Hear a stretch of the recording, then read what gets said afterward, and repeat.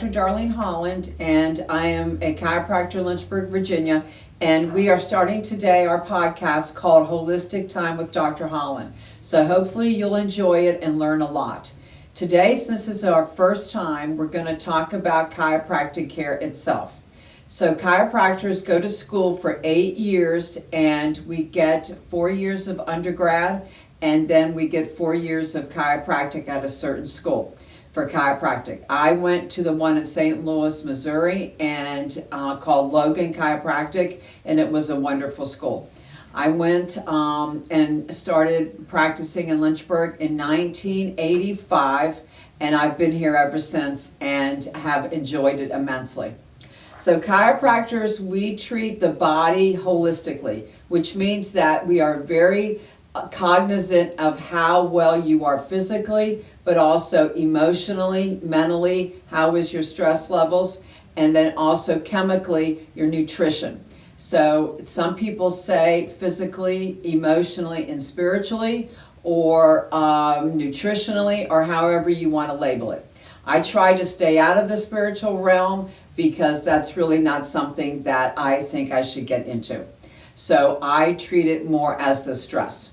Because if you have stress, it's going to play a huge role in how your back does.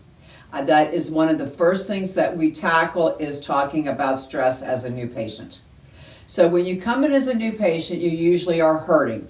And there's 3 stages of chiropractic care. First, there's the acute, the corrective, and then the maintenance or supportive.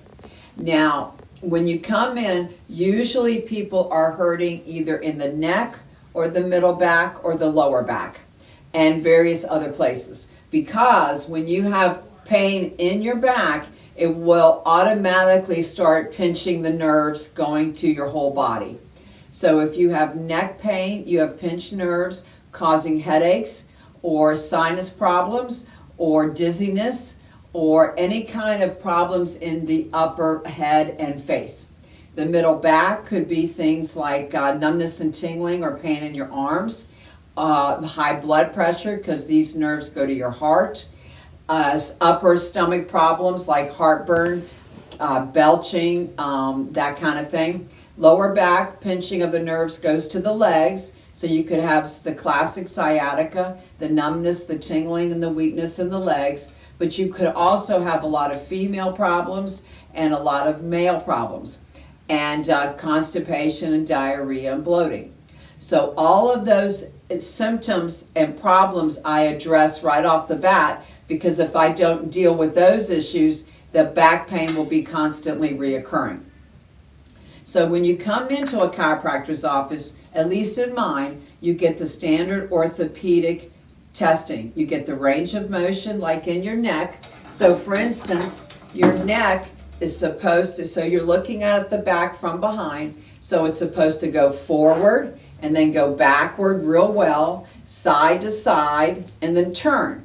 So if any of those directions don't move well, that neck is not going to be healthy. So we have to examine that. Then we do the orthopedic tests to see how inflamed the joints are and then the muscles. And then I do arm strength to see if the pinched nerves are affecting the arms. So that is the neck exam. And if you have secondary problems like shoulder, elbow, or wrist, I would examine that. The low back is the same thing. We go forward, we go backwards, side to side, and then rotate. That's the range of motion for the low back. And then consequently, the middle back gets played in that too. And then we do orthopedic tests to see how much pressure is on the nerves going to the legs, how well the pelvis moves, and how well the hips move, because that all plays a role. So once I do the exam, then I take x-rays, because you just never know what's on those x-rays. In fact, I have a new patient just yesterday who in 35 years I have never seen before, where the whole spine is fused from birth. It moves as one huge unit. So if I did not see that and I would keep adjusting that, trying to get it move, I would end up hurting him probably. So I feel x-rays are critical. So once I do my exam, then I do a treatment plan. And the first phase is always to get you out of pain. if you cannot get out of pain, you can't do anything. So that is always my first phase. And sometimes you come in 3 times a week. God forbid, if you're really bad, I'll have to do daily. And then if you're not so bad, or you might not have the funds, then we do twice a week for maybe 2 to 3 weeks. Whatever we can negotiate to get you out of pain fast, the fastest that we can. Once you're out of pain, then we go into the second phase, which is the corrective. That's when I put you on an exercise program designed for you, because every body is different. And so we do assessing of your core or your upper back, and we put you on a program designed for you.